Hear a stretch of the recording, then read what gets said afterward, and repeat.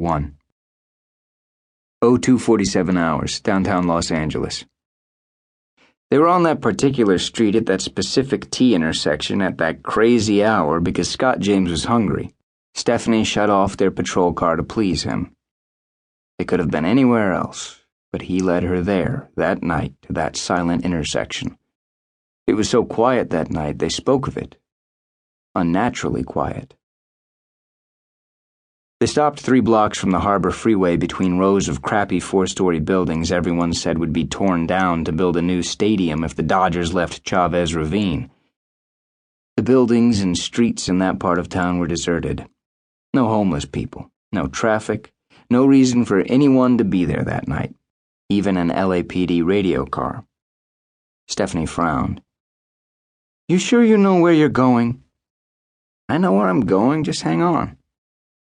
Scott was trying to find an all-night noodle house a Rampart robbery detective had raved about.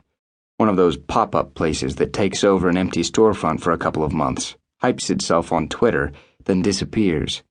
A place the robbery dick claimed had the most amazing ramen in Los Angeles.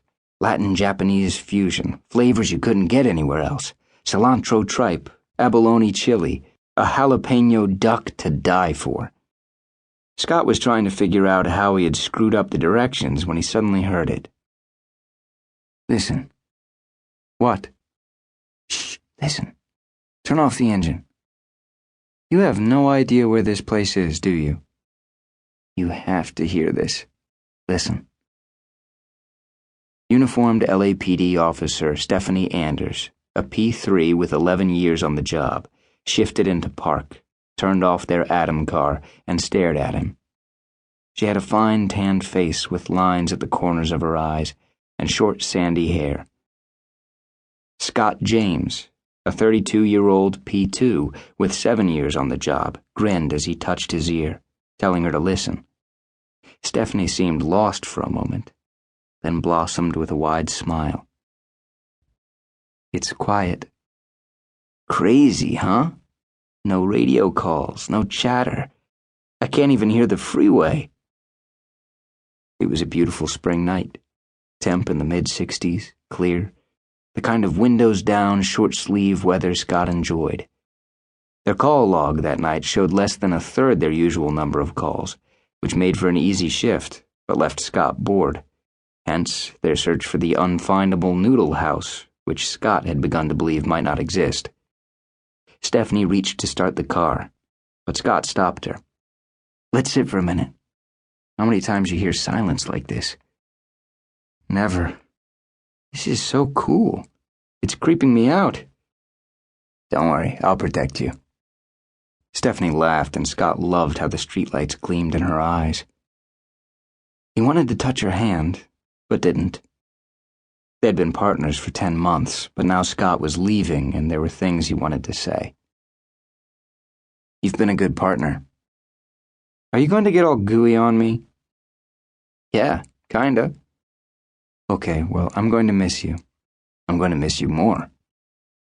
Their little joke, everything a competition, even to who would miss the other the most. Again, he wanted to touch her hand, but then she reached out and took his hand in hers and gave him a squeeze.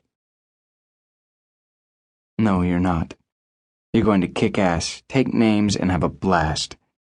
It's what you want, man, and I couldn't be happier." "You're a stud." Scott laughed. He had played football for 2 years at the University of Redlands before blowing his knee, and joined LAPD a couple of years later. He took night classes for the next 4 years to finish his degree. Scott James had goals. He was young, determined, and competitive, and wanted to run with the big dogs. He had been accepted into LAPD's Metro Division, the elite uniformed division that backed up area-based officers throughout the city. Metro was a highly trained reserve force that rolled out on crime suppression details, barricade situations, and high-conflict security operations. They were the best, and also a necessary assignment for officers who hoped to join LAPD's most elite uniformed assignment, SWAT.